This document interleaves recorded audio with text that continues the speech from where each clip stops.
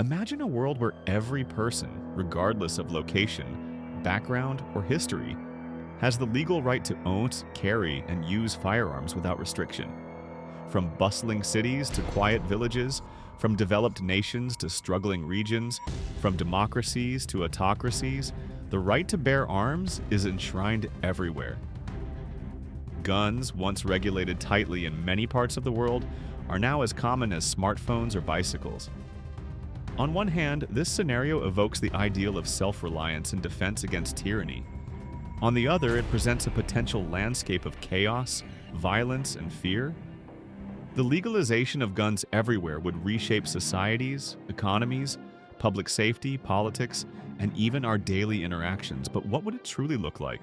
To understand the implications of universal gun legalization, we must first recognize the differences in how countries currently approach firearms.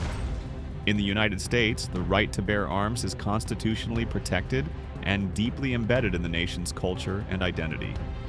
In contrast, countries like Japan, the United Kingdom, and Singapore have strict gun control laws and extremely low rates of gun violence. The global landscape is a patchwork of rules, histories, and cultural attitudes. Legalizing guns universally would override this diversity with a blanket policy that removes barriers to ownership, use, and carrying of firearms. The immediate result would be a surge in gun ownership worldwide.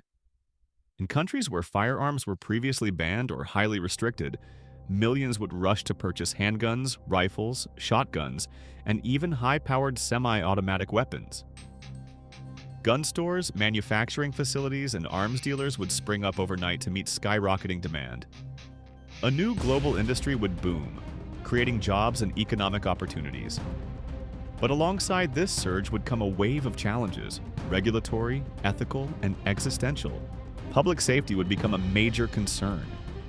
With guns in the hands of everyone, including individuals with no training, criminal records, mental health issues, or violent histories, the potential for misuse would skyrocket. Disputes that might once have ended in arguments or fistfights could now escalate into deadly encounters. Domestic violence, already a major global problem, could turn even more lethal. Suicides could rise significantly as access to firearms increases the likelihood that impulsive acts end in death. In fact, studies have consistently shown that where there are more guns, there are more gun-related deaths. Police forces would face a dramatic shift in how they approach their duties. In societies where guns are prevalent, law enforcement officers operate under constant threat, leading to heightened tensions, quicker trigger fingers, and more militarized policing. In a universally armed world, police would likely wear body armor regularly, carry high-powered weapons, and treat every civilian interaction as potentially deadly. The relationship between communities and law enforcement would be strained, eroding trust and increasing fear on both sides. Schools, workplaces, and public spaces would have to adapt. Metal detectors, armed security guards, and surveillance systems would become the norm. Parents would worry about sending their children to school. Employers would face dilemmas over whether to allow guns in offices. Airlines, public transit systems, and entertainment venues would impose strict security protocols. Insurance companies would adjust premiums based on gun policies. Every aspect of public life would become infused with a layer of fear and precaution. The psychological impact of widespread gun ownership cannot be ignored. When everyone is armed, the dynamics of everyday interactions change. Road rage, disagreements in lines, neighborhood disputes, each carries the underlying threat of deadly escalation. People may feel empowered by their ability to protect themselves, but they would also feel increasingly suspicious of others. Trust, a cornerstone of civil society, would diminish. We would no longer assume good intentions in others. Instead, we might assume everyone is a potential threat. The social contract, built on mutual respect and communal safety, would be deeply tested. One of the most profound consequences would be the normalization of violence. When firearms are everywhere and deadly force is easily accessible, society may become desensitized to killing. Shootings could become routine. The line between self-defense and aggression could blur. Legal systems would be overwhelmed with cases testing the limits of stand your ground laws, self-defense claims, and accidental discharges. Courts would struggle to maintain order and fairness. Prisons would overflow. The rule of law would be challenged by the reality of widespread vigilante justice. At the same time, proponents of gun rights would argue that universal gun ownership levels the playing field.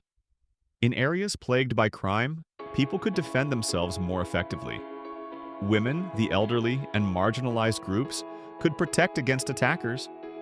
In theory, criminals would be deterred by the knowledge that potential victims are armed. This is the ideal vision that many gun advocates hold, the belief that an armed society is a polite society. But the data from countries with high gun ownership often contradicts this claim. The presence of more guns tends to lead to more violence, not less. In geopolitically unstable regions, universal gun legalization could be disastrous. Militias, extremist groups, and criminal cartels would expand their arsenals with ease. Civil wars could ignite faster, last longer, and become more deadly. Governments could face armed uprisings fueled not by ideology but by easy access to weapons. Refugee crises would multiply as civilians flee conflict zones. Humanitarian organizations would face even greater risks. Peacekeeping efforts would become far more dangerous and complex. Diplomacy could become less effective in a world where every faction is armed to the teeth. International relations would also shift. Nations might begin arming their populations not just for defense, but as a strategy of deterrence. Gun ownership would become a matter of national pride and sovereignty. Some countries might implement mandatory gun training and militia systems. Others could descend into internal arms races, where cities or states compete for firepower. Military spending might shrink slightly, but internal security budgets would balloon. Surveillance, border controls, and intelligence gathering would intensify to prevent armed insurrections or cross-border violence. Culturally, the arts, media, and entertainment industries would reflect this new world. Films and television would portray gun ownership as an everyday norm. Books and music would explore themes of empowerment, paranoia, justice, and revenge. Artists would critique or celebrate the new reality, shaping public opinion in diverse ways. Gun culture would become globalized, merging with fashion, identity, and ideology. T-shirts, accessories, and digital avatars could feature weaponry as status symbols. Social media would be flooded with images and videos of people showing off their firearms, training routines, or defensive actions. Economically, the gun industry would experience a massive boom. New companies would emerge offering training programs, safety courses, accessories, and smart gun technology. Insurance products would evolve to cover gun-related incidents, theft, or misuse. Gun-friendly zones could emerge, attracting tourism and investment, while gun-free zones could market themselves as havens of peace. The global economy would adapt to this new paradigm, but the disparities in wealth and access could make firearm ownership another symbol of inequality. On the environmental front, the proliferation of guns would have effects as well. Increased production means more mining of metals, more chemicals used in manufacturing, and more energy consumption. Shooting ranges would spread, consuming land and resources. Wildlife could suffer from increased poaching or accidental shootings. The natural world, already stressed by human activity, would be further impacted by the global spread of firearms. Education systems would also be reshaped. Gun safety and usage might become part of standard curriculums. Debate over the ethics of gun ownership, historical perspectives on violence, and the balance between freedom and responsibility would become classroom staples. Teachers might need to carry firearms themselves or undergo tactical training. Students would be raised in an environment where deadly force is not only possible but ever present. The psychological development of young people would be altered by constant exposure to guns as a normal part of life. Religious institutions, community centers, and nonprofits would be caught in the cultural and ethical crossfire. Some would embrace firearms as a form of divine or moral protection. Others would reject them as antithetical to peace and compassion. The debate over what it means to live ethically in a world of widespread gun access would be fierce. The moral compass of society could fragment, with different cultures interpreting gun rights through radically different lenses. Ultimately, the question is not just about guns themselves, but about what kind of world we want to live in. Do we want a society where every person is responsible for their own protection, where freedom includes the right to be lethal? Or do we strive for a world where safety is communal, where conflict is resolved through dialogue, and where the state holds the monopoly on force to ensure order and justice? Universal gun legalization presents both a dream and a nightmare.